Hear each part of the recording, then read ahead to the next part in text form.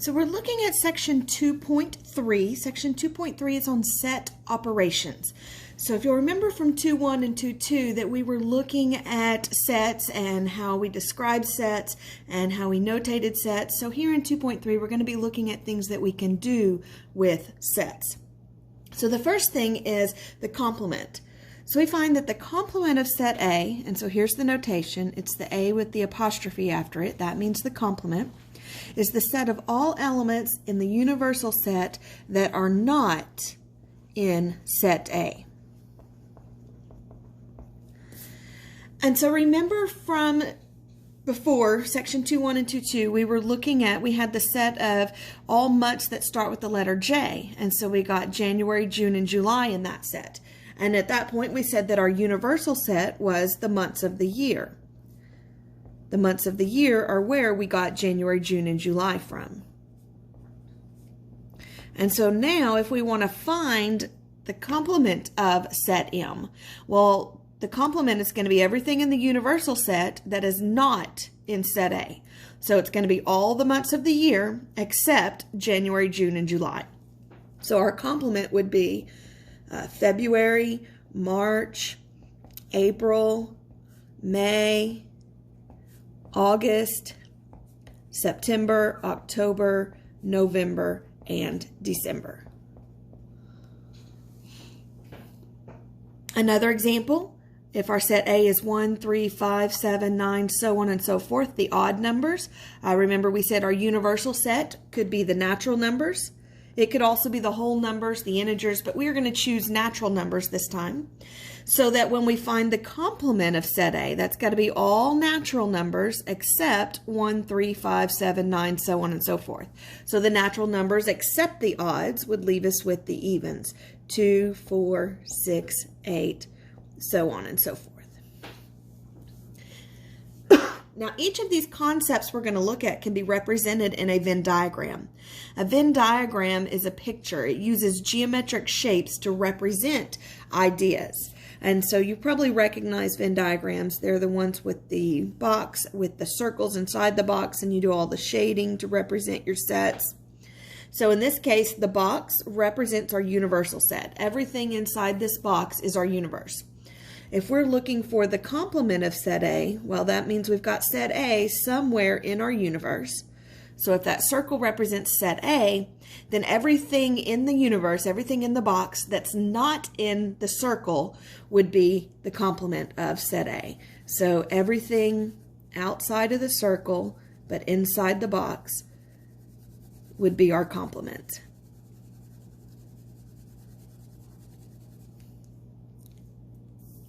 So here's some examples. Our universal set this time is MATH01. We have set A, which is MATH, set B is TA1, and set C is 10. If we're looking to find the complement of A, well, that's going to be everything from our universal set that's not an M, an A, a T, or an H. So not M, A, T, or H. That leaves us with 0 and 1. If we're looking for B complement, we want everything from the universal set that's not a B, that's not in B. So everything from the universal set that's not T, A, or 1. So not T, A, or 1, that leaves us with M, H, and 0.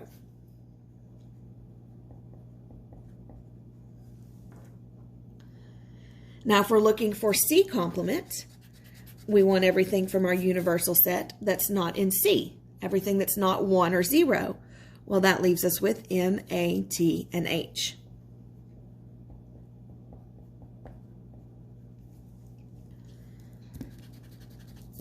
On our next example, we're looking for the complement of the universal set. So remember, the universal set is everything that exists right now. So MATH 0 and 1.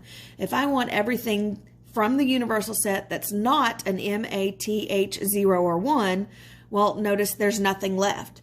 That would leave me with an empty set.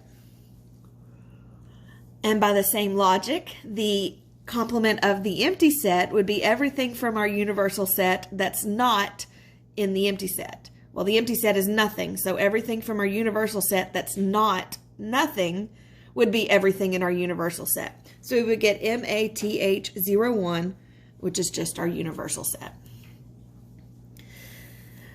The next operation we're going to look at is the intersection of two sets. So the intersection of two sets, A and B, and here's the notation. It looks like an upside down U. So A intersect B is the set of all elements common to both A and B. The key word there being and. Remember from logic that an and statement was true when both statements were true. Notice that our symbol for intersection looks very similar to our symbol for and in logic. And so again, the same thing has to be true. We have to have the element in both sets, A and B, in order to be in the intersection. So a Venn diagram, again, here's the box that represents our universal set. Inside the box this time, we're going to have two sets. We're going to have set A and we're going to have set B. And we're looking for the intersection, the elements that belong to both set A and set B. And so these elements in the middle, in the overlap, are the ones that belong to both. These elements only belong to A, these only belong to B. These are the ones that belong to A and B. Kind of like a road intersection. If I'm looking for the intersection of two roads, well, that's going to be where the two roads overlap. It's going to be the intersection, the overlap, part of both the first road and the second road. On the top of the next page, we get another definition here. Two sets A and B are disjoint. Disjoint means they have no elements in common.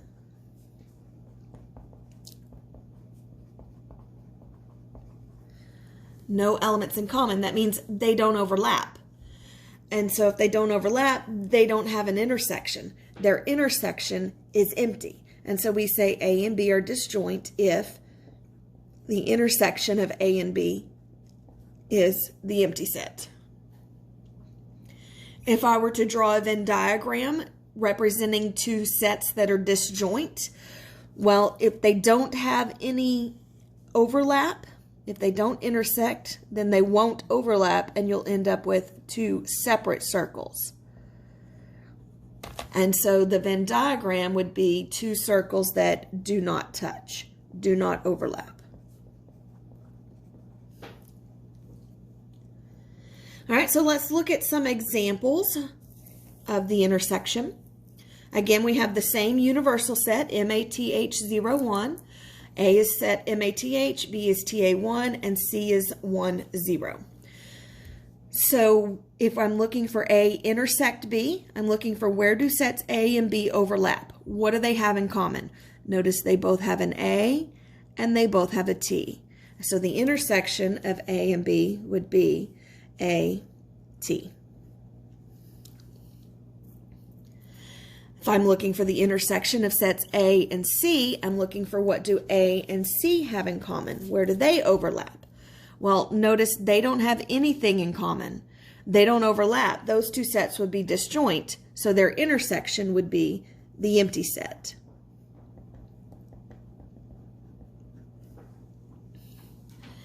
If I'm looking for where do B and C intersect, I'm looking for what do B and C have in common.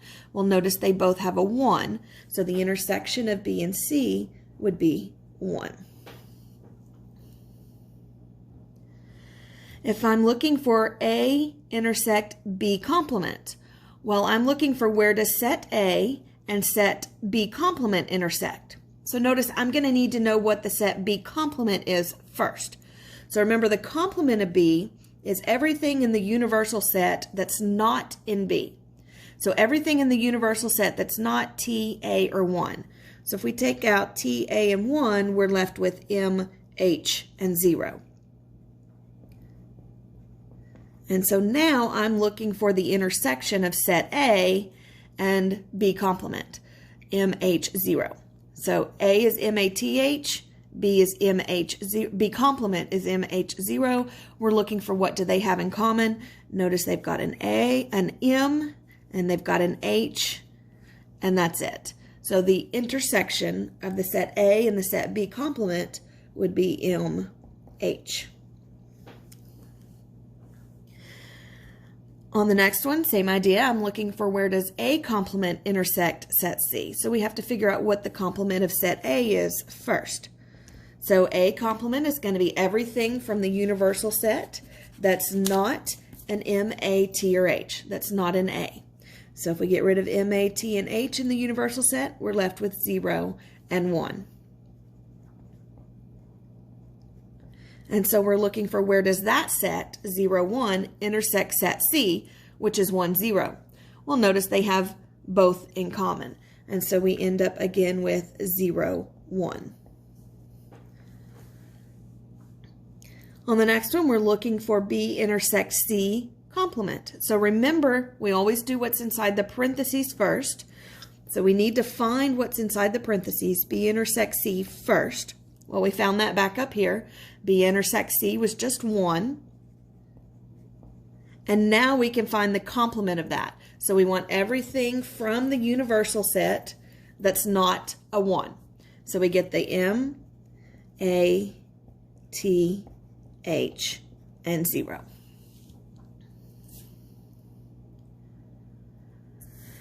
Okay, so the next thing we're going to look at is the union of two sets A and B. So here's our notation. It looks like a U. We get A union B is the set of all elements that belong to set A or set B or both. So again, our key word here is or. And again, if we remember what we did with logic, an or statement was true when one or the other or both was true. So you get the same idea here. If the element is in set A or set B or both, it ends up in the union. And again, we can see that our union symbol is similar to our or symbol from logic. So again, with the Venn diagram, here's the box that represents our universal set. We're going to have two sets A and B inside. And then we're looking for the union of A and B, A or B. So if we're looking for the union, then remember we need everything in set A, everything in set B, everything in both. So all of set A, all of set B, all of both. So you get the whole big circle, both circles together, A and B, all of them. You can kind of think about this in real life if you remember that the word union usually can refer to a wedding. So let's think about, let's say Alice and Bobby are getting married. Alice has a couple of kids. Let's say she has Adam and Brady. And then Bobby's got a kid of his own. Let's say Bobby's kid is Casey. And then let's say they have a kid together. That kid's name is David. So if somebody comes up to them at the wedding and asks them, how many kids do you have? Well, she's not just going to say 2. That would leave out the one they have together. That would leave out Casey. She's not just going to say, oh, just David, because that would leave out the other 3. When asked how many kids do you have, she's going to count her kids, his kids, and the one they share. And they would say they have 4 children. Here's some examples. Again, we get the set, the universal set, MATH01. A is the set MATH, B is TA1, and C is 1, 0. This time we're looking for A union B. So we got to find everything in A, everything in B, everything they have together. So all of A's kids, all of B's kids, all of the kids they have together. One big family. So notice we're going to get the M, the A, the T, and the H from A. We're going to get the T, the A, and the 1 from B. But remember, when we're listing them, we only list them once. Remember, she didn't count David twice just because he belonged to both of them. She only counted him once. So we list the M, the A, the T, and the H from the set A. From set B, we need the T, the A. We've already got both of those. We also need the 1. And so we end up with A union B being the set MATH1. A union C, again, we're going to take A and C, put it all together in one big family, one big set. So we get the M, the A, the T, and the H from A. And we need the 1 and the 0 from C. And so we end up with MATH10. Notice that's exactly the same as our universal set. So we could have just written the universal set there instead. For B union C, we're putting B and C together this time. One big happy family. So we get T, A, and 1 from B. And then we've already got the 1 from C, but we still need the 0. So we get T, A, 1, 0 for B union C. Notice here we have A union B complement. So we're putting the set A and the set B complement together. That means we need to find B complement first. So again, B complement is everything from the universal set that's not in B. So everything from here that's not A, T, or 1, that leaves us with M, H, and 0. And now we want the union of A and B complement. So everything in A, everything in B complement, everything they have in common. So we get the M, the A, the T, and the H from set A. We need the M and the H, which we've already got, and the 0 from set B complement. And so we end up with MATH0. If I want A complement union C, I'm going to have to find A complement first. That's going to be everything from the universal set that's not M, A, T, or H. So that's going to leave me with 0, 1. And then I want that set, 0, 1, together with set C. The union would be everything in A complement, everything in C, everything they have in common. Well, notice both sets have a 0 and a 1, and so we get 0, 1.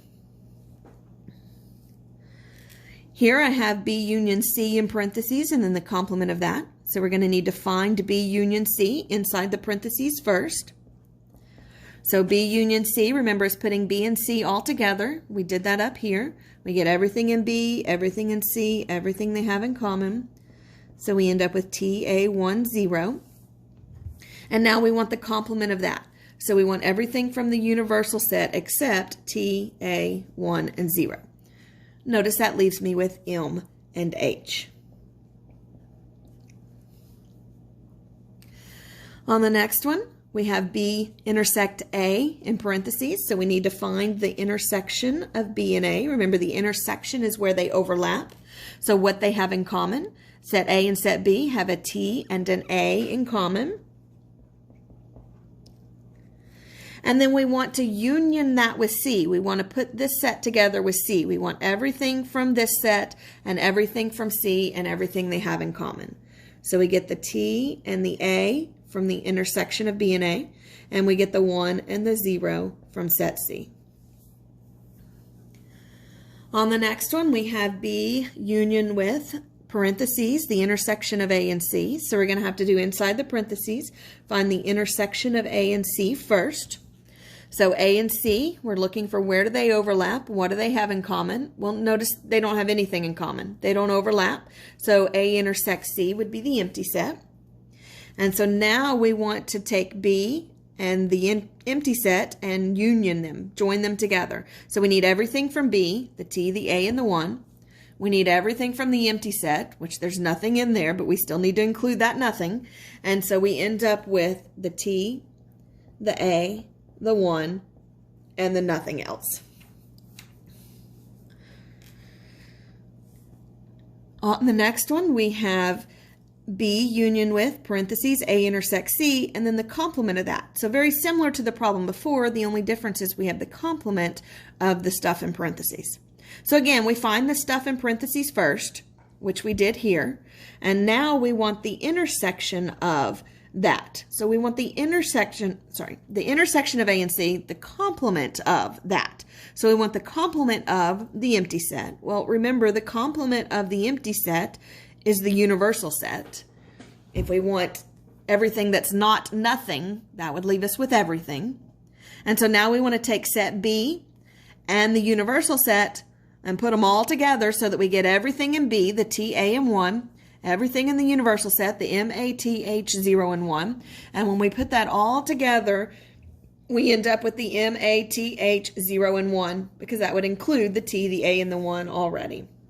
So we end up with the universal set. All right, on the next page, the last operation of sets we're going to look at is the difference of two sets, set subtraction. So the difference of two sets, A and B, and notice even the symbol looks like subtraction, looks like A minus B. It's the set of all elements in set A that are not in set B. So it's similar to our complement, except instead of starting with the universal set and taking out stuff, we're starting with an individual set and taking out stuff. So for example, if I'm looking for A minus B, set difference between A and B, set subtraction of A and B. So again, here's my universal set. Inside here, I'm going to have the circle representing A, the circle representing B. And so when we're doing set subtraction, notice we're starting with set A. We're starting here with set A, with this circle, and we're taking out anything from B. So this part here is in B, so it comes out, and we're left with just this part of A over here. Everything that's in A that's not part of B would be over here. So notice it's not all of B because it's not all of A because A would contain this part as well. But because this part is in B also, we had to take it out so that we're left with just this part of A. All right, so examples, same sets as before. This time we're looking for the set difference, A minus B. So we're going to start with set A, the M-A-T-H, and we're going to take out anything from B. So we need to take out a T. We need to take out an A. Notice we don't have a 1 to take out, so we're left with the M and the H.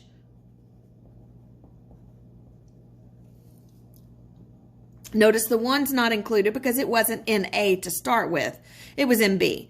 We started with A, and so whatever's left had to be in A, but we take out anything from B. This time we're going to do it the other direction. We're going to do B minus A. So we're going to start with B, the T, A, the 1. We're going to take out an M and an H, which we don't have, so we can't take them out. And then we have an A and a T to take out. So we take out the A and the T, and we look at what we're left with. We were left with just that 1. For B minus C, I'm going to start with set B, the T, A, 1. And I'm going to take out anything from C. So I'm going to take out a 1 and a 0 and look at what I'm left with. I'm left with T and A. On the next one, if I'm looking for B minus A complement, I need to find A complement first. So remember, A complement is everything from the universal set that's not an A. So everything except M-A-T-H would leave us with 0, 1. And now we want to do B minus that set. So we're going to start with B. We're going to take out a 0. We're going to take out a 1. Notice, again, we're left with just the T and the A. On the next one, in parentheses, we have A union B and then minus C. So we need to find the parentheses, A union B first. And so when we find A union B, we're putting A and B all together, the one big set, everything in A, everything in B, everything they have in common. So we end up with M, A, T, and H from A, the T and the A, which we've already got, and the 1 from B. So we end up with M-A-T-H-1. And then we want to take away set C. So we're starting with this, and we're taking out a 1 and a 0. So when we take out the 1 and there's no 0 to take out, we look at what we're left with. We're left with M, A, T, and H.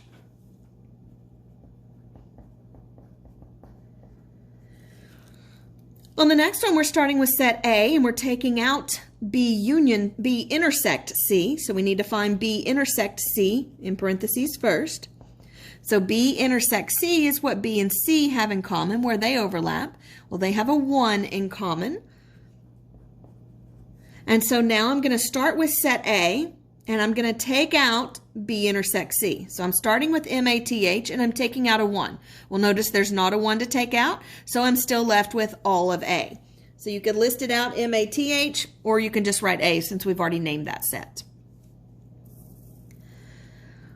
On the next one, very similar, except we have A complement this time. So we're starting with A complement, which remember we found to be 0, 1. And then we're taking out B intersects C, which remember we found to be 1.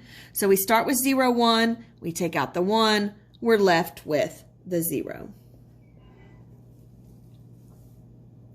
And on the last one, again, very similar, except we're starting with set A, MATH, and we're taking out the complement of B intersects C. Well, B intersects C was 1. So when we find the complement of that, we're looking for the complement of 1. We're looking for everything in the universal set that's not a 1. Well, that would leave us with MATH 0. So now we want to start with set A, which is MATH, and we want to take out the M, the A, the T, the H, the 0, and we look at what was left. Well, there was nothing left, so that would leave us with the empty set.